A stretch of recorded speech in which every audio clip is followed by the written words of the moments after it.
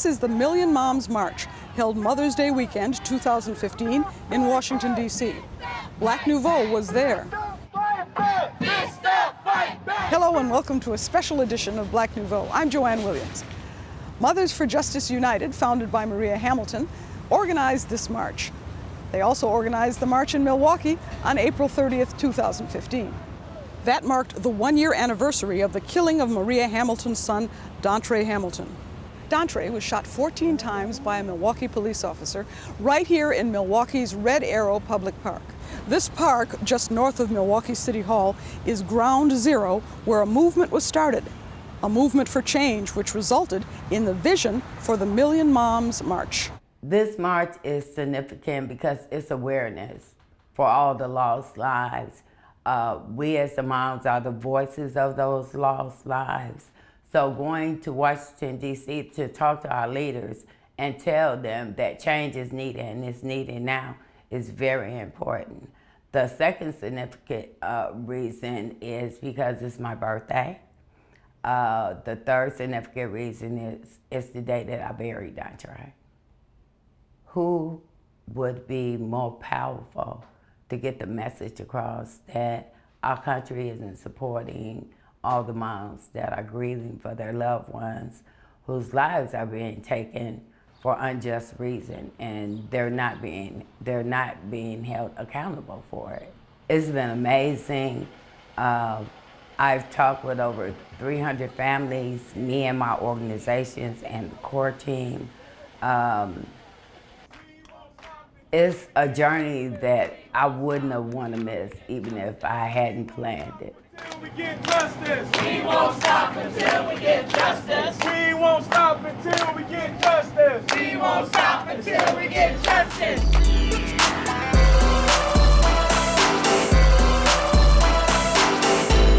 So we're going to go over some lobby visit basics and do some practice together. It's great that you're all from Wisconsin because you can all practice with each other, which is good. These mothers are engaged in an intensive class on how to lobby politicians. Their goal is to get lawmakers to hear their voice while they are in Washington, D.C. during the Million Moms March. Washington, D.C. is a very choreographed dance, so to speak. We are teaching people how to dance today. They have their moves, they have their styles, but if it's not put into a certain structure, their dance isn't appreciated. So we're helping them, providing them with tools, and getting them to understand how they're able to effectively communicate their passion, their heart, and their stories. More than 30 mothers became lobbyists on this trip, trying to fight police brutality and get laws changed. So now is the time for us to take a stand. We rode the bus all night, went to bed at 2:30. We was up early this morning so we could get here and voice our concerns. Some of them went to Capitol Hill, while others, including Maria Hamilton, went to a private meeting at the White House to share their concerns with officials. It's the urgency to allow these moms to tell their stories. It's the urgency for them to do something now about the police killing and the vigilante killings. We want justice to be served for all of these moms. Mom Sharon Grant from Milwaukee and other activists went to several politicians' offices on the Hill to talk to staffers.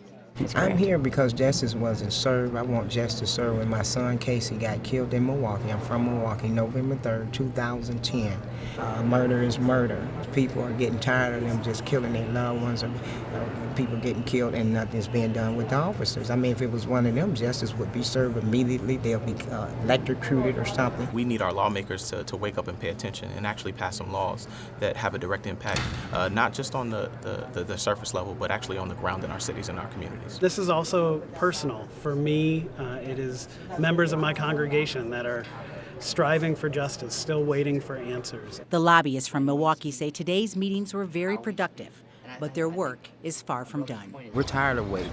We're tired of waiting on our federal department in Wisconsin, who is not doing things fast enough, I believe. And I think it brings a more serious touch to our government officials, to our senators, saying that this family is willing to travel and willing to come on behalf of their lost one, their loved one, and to address the situations. You know, we have a diverse group of folks who are dedicated to ensuring that Black Lives Matter is not just a hashtag, but something that is actually carried out in practice in our city, in our state, and in our nation. The experience of expressing their agendas to politicians was an unforgettable moment to this group. I'm for justice.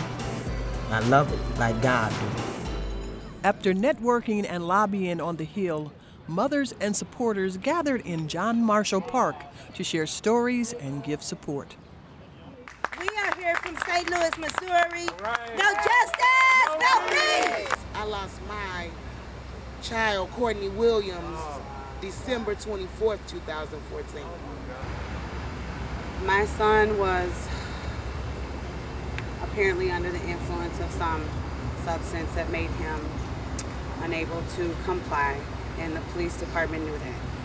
In Wisconsin, we've been having an issue with police not being able to properly handle people with mental disabilities or under the influence of some substances. My son was shot 7 times in the face, chest, and back. He was unarmed. Condolences to you all. I couldn't imagine what it's like, what you all have gone through. We're praying for you all. We're praying for your families. We're sending you good thoughts. Thank you all for your strength, for your courage. This is a movement we have here, you all. We're not going anywhere. We are not going anywhere. And you know what? It's always funny to me. Let me get this off of here. Because it's funny to me because there's a lot of people out here who still question why we're out here doing what we're doing. There's something out here called justice. And since we haven't seen any justice, we are making sure that there's not going to be any peace. No justice, no peace. One love is what it is, what it was. Stone macho flying with the doves. One love's finest, we show you what the time is, what the grind is. Dontre signed this with his blood, had the biggest heart you ever know. On the block with a grape for a logo. If you didn't know, now you know. He'll never be forgotten. Damn, I miss my bro. You create life. And I invite you mothers to call the names of your children for whom we are gathered. A prayer service started with a march that would end with demands. Dontre Hamilton, Gary Hopkins Jr., Derek Williams, Cordell Sims, Joseph Cooper, Jonathan Sharkins, Rashid Handy. These names join so many names all over this nation. Renisha McBride, Kamani Gray, Tony Robinson. This call for justice is not just a call for body cameras on police or a changing in policy. This is much deeper. It is a universal cry for justice that really the people of the world are crying out for. Mothers and supporters marched down Pennsylvania Avenue in the nation's capital to bring awareness to those who feel there are no problems. U.S. Justice Department Representative Kevin Lewis was present to hear and see the hurt and receive the mother's demands. We call on the office of the U.S. Attorney General, Loretta Lynch, to establish and maintain a public director of all known officers involved in deaths within the last 5 years. We call for the establishment of civilian oversight committees for all local police departments as such a condition of federal aid. My name is Charlene Steward. In 2013, I protested the streets in Brooklyn, New York, in regards to the killing of 16-year-old Kamani Gray. Less than a year later, my son, Nicholas Walton, was killed. We need public healing. We need to bring trust back into our community. We need trust between the community and police officers. We need convictions. We don't need healing. Even though a majority of officers don't have malice, no officer should be above the law. And they need to do what's right on behalf of the people and the people that they serve in the community. And I'm saying on behalf of the Department of Justice that we welcome these demands, we review them, and we will be in touch. Okay? Thank you for coming. 12-year-old Quinn Hughes is a child activist, and he's not afraid to speak up for children's rights and peace. He shares his list of demands from a child's perspective. We demand that the genocide of innocent black men stops immediately. We demand that murderers stop calling themselves police officers.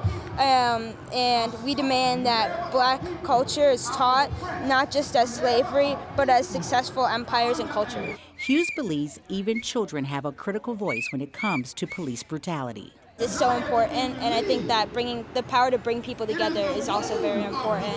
So I think that it's necessary. It's kind of like everybody's human duty to try to stop what's going on. This is such an important cause, and it's so necessary for every possible person to be here and just to fight against all these terrible things that are going on. 10-year-old Quinn Humber from Milwaukee is in D.C. marching for his adopted African brother and sister. I mean, I think it's important that we fix what's happening. I mean, for Pete's sake, lives are being lost, people are dying, the country's economy is plummeting, people are upset.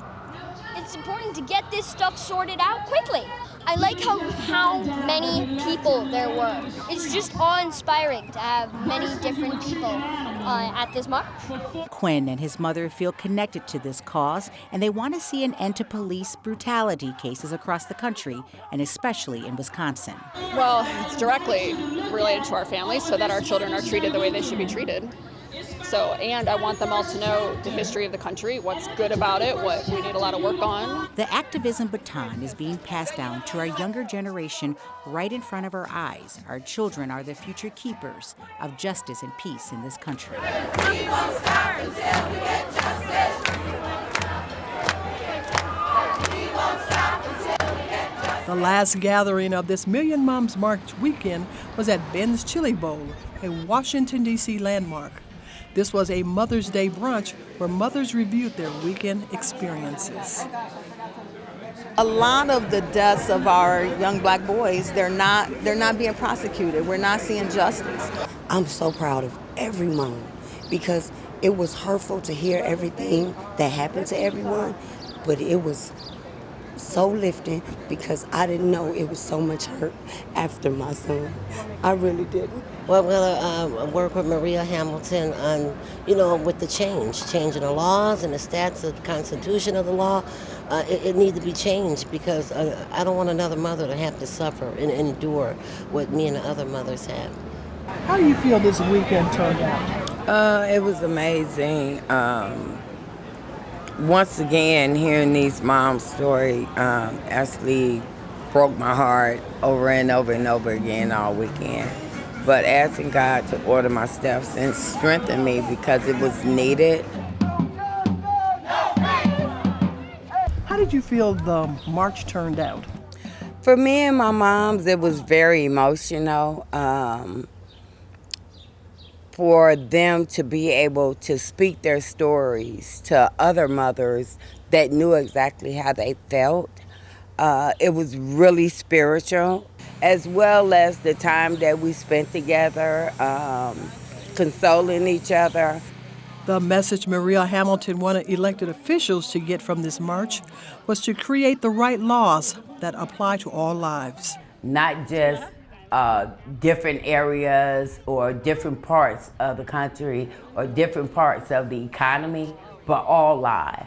And of the demands for change presented to the Department of Justice, there was only one demand met by the White House meeting, and that was to stop sending militarized weapons into our communities to the police department.